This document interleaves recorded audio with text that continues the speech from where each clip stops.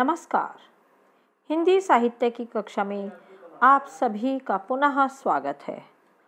हम पढ़ रहे हैं पाठ 2 मेरे संग की औरतें। अभी तक हमने पढ़ा कि पहले मृदुला गर्ग यानी पाठ की लेखिका ने अपनी नानी के बारे में, फिर अपनी माँ, अपनी दादी और अपनी परनानी के बारे में, अपनी परदादी के बारे में हमें बताया कि वे किस प्रकार की महिलाएं थीं और जो उनके घर का माहौल था वो कैसा था। अब बढ़ते हैं आगे।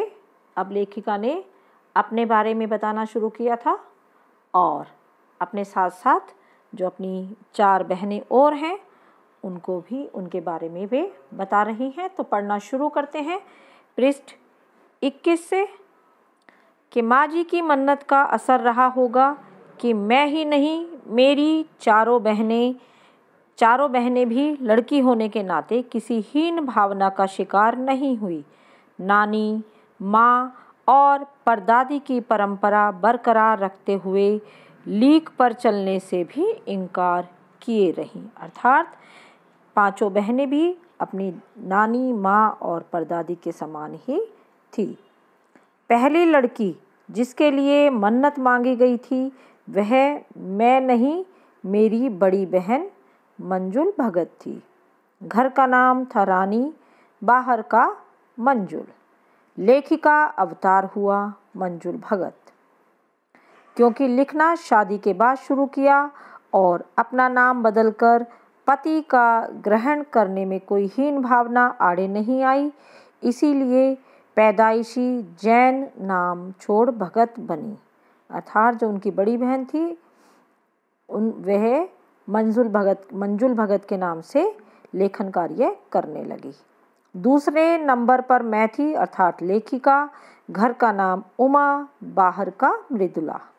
मैंने भी शादी के बाद लिखना शुरू किया, सो बतौर लेखिका नाम चला मृदुला गर्ग। मुझे याद है जब हमने लिखना शुरू किया उससे कुछ पहले नारीवाद का चलन हुआ था। शादी के बाद नाम न बदलने का रिवाज उसी ने चलाया था। मनु भंडारी का हवाला देकर हमसे पूछा भी जाता था कि आप लोग इतनी पोंगापंथी घर घुस्सू क्यों हो, नाम क्यों बदला। अब आप ये देखिए कि जो विवाह के बाद जो हमारा उपनाम है या सरनेम जिसे कहते हैं वह बदल जाता है और लड़की अपने उपनाम को छोड़कर जो उसके पति का सरनेम होता है वही लगाने लगती है। लेकिन यहाँ बात की गई है एक अन्य लेखिका मनु भंडारी की। उन्होंने विवाह के बाद भी अपने नाम को नहीं बदला था, लेकिन जो लेखिका और उसकी बहन थी उन्होंने अपना सरनेम बदल लिया था। नाम क्यों बदला? हमारे पास इसका कोई ढंग का जवाब नहीं होता था, अब भी नहीं है। पर नाम बदलने से अपने व्यक्तित्व का कोई नुकसान होते मैंने नहीं देखा। पूछने को तो पिताजी से लोग यह भी पूछते हैं कि 5 बेटियों से आपका मन नहीं भरा जो हर बेटी के 2-2 नाम रख छोड़े हैं। मुझसे छोटी बहन का घर का नाम गौरी और बाहर का चित्रा। वह नहीं लिखती। उसका कहना है कि वह इसलिए नहीं लिखती क्योंकि घर में कोई पढ़ने वाला भी तो होना चाहिए। खैर, उसके बाद जब 4थी और 5वीं बेटियां पैदा हुई तो पिताजी ने इतनी बात ज़माने की सुनी कि उनका एक ही नाम रखा और उनके नाम थे रेणु और अचला। 5 बहनों के बाद एक भाई हुआ राजीव। मज़े की बात यह है कि बीच की 2 बहनें ही लेखन से बची रहीं। अचला और राजीव फिर उसमें जा फंसे। अचला मुझसे 8 साल छोटी है और वक्त के बदलाव की लाज रखते हुए अंग्रेज़ी में लिखती है, पर राजीव फिर हिंदी के हवाले। अब यहाँ लेखिका ने अपने बहन भाइयों का परिचय दिया है कि उनकी बहनों के क्या क्या नाम थे। उनका घर का नाम अलग था और बाहर का अलग। लेकिन जो उनकी 2 छोटी और बहनें हुई, पिताजी ने उनका एक एक ही नाम रखा। अब वो कहती हैं कि 6 बहन भाइयों में से जो 2 बीच वाली बहनें थी, केवल वही नहीं लिखती थी, बाकी 3 बहनें और उनका जो भाई राजीव था, सभी लेखन कार्य में जुट गए थे लेखन कार्य से। चलते हैं हम अगले पृष्ठ की ओर। हम 4 लिखते हैं और तमाम खानदान हमें पढ़ता है। मेरी ससुराल में मुझे कोई नहीं पढ़ता। इस तथ्य को हजम करने में मुझे काफ़ी वक्त लगा। फिर उसके फ़ायदे भी नज़र आने लगे। कम से कम घर के भीतर तो मुझे हिंदी आलोचना बुद्धि से 2-4 नहीं होना पड़ता था। अर्थात जब घर में उनके लेखन कार्य जो उन्होंने लिखा है उसे कोई नहीं पढ़ता था, तो कोई उनकी आलोचना भी नहीं करता था। तो वो कहती हैं इस बात का मुझे फ़ायदा ही लगा। खैर, मैं अपनी नहीं, उन अदेवियों की बात कहना चाहती हूँ जो परदादी की मन्नत के नतीजन धरती पर आईं और लेखक नहीं बनी। अर्थात उनकी जो 2 छोटी बहनें हैं, जो बनी, उन्हें सांस लेने की ज़रूरत कुछ ज़्यादा हो, समझ में आता है। जैसा मेरे पिताजी ने एक बार मंजुल से कहा था, कोई दम नहीं घुटता, सांस लेने की ज़रूरत ही ज़्यादा है। पर यहाँ तो हम शेर तो गैर लेखिका, बहनें सवा शेर। अब वे अपने बहनों के व्यवहार के बारे में बता रही हैं कि जो लेखिका नहीं हैं, जो नहीं लिखती हैं, उनके बारे में उन्होंने अब बताना शुरू किया है कि जो 4थे नंबर की उनकी बहन थी, उसका नाम था रेणु। 4थे नंबर वाली रेणु का आलम यह था कि गर्मी की दोपहरी में स्कूल से वापसी पर जब गाड़ी उसे और उससे छोटी बहन अचला को बस अड्डे से लेने जाती थी, तो रेणु उसमें बैठने से इनकार कर देती। उसका कहना था कि यूं थोड़ा सा रास्ता गाड़ी में बैठकर तय करना सामंतशाही का प्रतीक है, जो शायद था, पर साथ ही पिता के अतिरिक्त लाड का भी, और रसोइये को खाना खिलाकर जल्दी फारिग करने की लाचारी भी।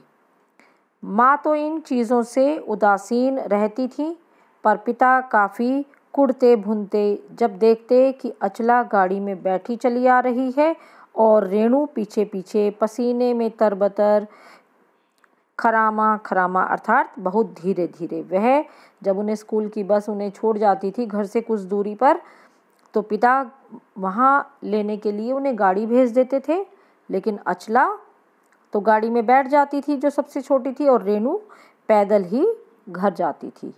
बचपन में एक बार चुनौती दिए जाने पर उसने जनरल थिमैया को पत्र लिखकर उनका चित्र मंगवा लिया था, जो एक मोटरसाइकिल सवार जवान आकर उसके हाथ में दे गया था। पड़ोस में उसका रुतबा काफ़ी बढ़ गया था। गाड़ी में बैठने के साथ उसे इम्तिहान देने से भी परहेज था, अर्थात उसे जो परीक्षा है अर्थात पेपर देना भी अच्छा नहीं लगता था, वह उससे भी परहेज करती थी। स्कूल तो जैसे तैसे पास कर लिया, पर जब बीए का इम्तिहान देने की बारी आई तो वह अड़ गई। पहले मुझे समझाओ कि बीए करना क्यों ज़रूरी है, तब मैं इम्तिहान दूंगी। अगर मुझे यकीन आ गया कि हाँ कोई फ़ायदा है, वरना नहीं। अर्थात कि उसे जो पेपर देने से या इम्तिहान देने से इतनी चिढ़ थी, तो वह उस परीक्षा के बारे में पूछती कि बताइए कि क्या फ़ायदा है कि मैं परीक्षा क्यों दूं। यदि आप मुझे समझा पाएंगे कि परीक्षा के फ़ायदे हैं तभी दूंगी, अन्यथा मैं परीक्षा नहीं दूंगी। हमने तरह तरह के तर्क दिए। माँ ने कहा पिताजी से पूछो, और माँ ने पिताजी से पूछने के लिए कहा। पिताजी ने क्या उत्तर दिया? पिताजी ने कहा नौकरी कर पाओगी, शादी कर पाओगी, लोग इज्जत से देखेंगे, वगैरह वगैरह। कोई तर्क विश्वसनीय नहीं लगा, न रेणु को न खुद उन्हें। आखिर उन्होंने उसी कुतर्क का सहारा लिया जो युगों से माँ बाप के काम आता रहा है। कहा बीए करो, क्योंकि मैं कह रहा हूँ करो। रेणु ने बीए कर तो लिया, पर सिर्फ पिता की खुशी के लिए, यानी पास होने लायक नंबर लाकर। सच बोलने में वह माँ से भी 2 कदम आगे थी। गनीमत यह है कि उसका आधा समय उसके सच सुनकर लोग सोचते हैं वह मजाक कर रही होगी, इसलिए बिना मेहनत वह लोगों को हंसाए रख लेती है। आज भी उसे कोई इत्र भेंट करता है तो वह कहती है नहीं चाहिए, मैं तो नहाती हूँ। अर्थात यदि कोई उसे परफ्यूम भी गिफ्ट में देता है तो वे यह कहकर नहीं लेती कि मैं तो रोज ही स्नान करती हूँ, और परफ्यूम तो वे लगाते हैं जिनके शरीर से, जिनके तन से दुर्गंध आती है। तो इस प्रकार का जो यहाँ पर रेणु का स्वभाव व्यवहार दिखाया गया है, वह अड़ियल स्वभाव की थी। उसे इम्तिहान से चिढ़ थी, वह पैदल ही घर आ जाती थी जहाँ उनकी स्कूल बस उसे छोड़कर जाती थी। अब चलते हैं जो लेखिका अपनी अगली बहन के बारे में बता रही है कि तीसरे नंबर पर चित्रा है, यानी कि पहले नंबर पर मंजुला, दूसरे पर लेखिका मृदुला और तीसरे नंबर की है चित्रा। वह कॉलेज पढ़ने तो जाती थी पर खुद पढ़ने से ज़्यादा दिलचस्पी औरों को पढ़ाने में रखती थी, इसलिए इम्तिहान में उसके नंबर कम और उसके शागिर्दों अर्थात जो उसके शिष्य होते थे जिन्हें वह पढ़ाती थी उनके नंबर ज़्यादा आते थे। पर अपने यहाँ सब चलता था। उसकी शादी का वक्त आया तो उसने एक नज़र में लड़का पसंद करके ऐलान कर दिया कि शादी करेगी तो उसी से। मुश्किल यह थी कि हमारे माँ बाप ही नहीं, खुद लड़का भी उसके निर्णय से वाकिफ नहीं था, पर उसका कहना था कि वह जो सोच लेती है करके रहती है। तो उसकी शादी उसी लड़के से हुई। कोई मुश्किल पेश नहीं आई। आती क्यों? उसने कहा, मैंने पहली मुलाकात में ही उसे बतला दिया था कि मैं जो सोच लेती हूँ होकर रहता है। तो उसने बात आगे खींची ही नहीं, पहली मुलाकात में ही हथियार डाल दिए। अब जो तीसरे नंबर की उसकी बहन है चित्रा, उसके बारे में बताया है कि वह जो भी सोच लेती थी उसी को वह पूरा करके ही दम लेती थी। अब वह बता रही है अपने सबसे छोटी बहन के बारे में। हम में सबसे छोटी बहन अचला काफ़ी दिनों तक कुछ कम खिसकी मालूम पड़ती थी।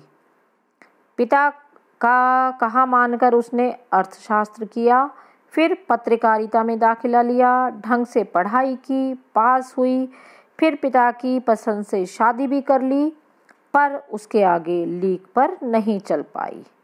घर बार में मन ज़्यादा रुचा नहीं और अंजुला और मेरी तरह उम्र के 30 पार करते ही लिखने का रोग लग गया। अर्थात वह भी लेखिका और बड़ी बहन की तरह उसने भी लेखन कार्य प्रारंभ कर दिया। तो बच्चों, आज हम इस वीडियो में इतना ही पढ़ेंगे। बचा हुआ बाकी का पाठ अगली वीडियो में। धन्यवाद। शुभ दिन।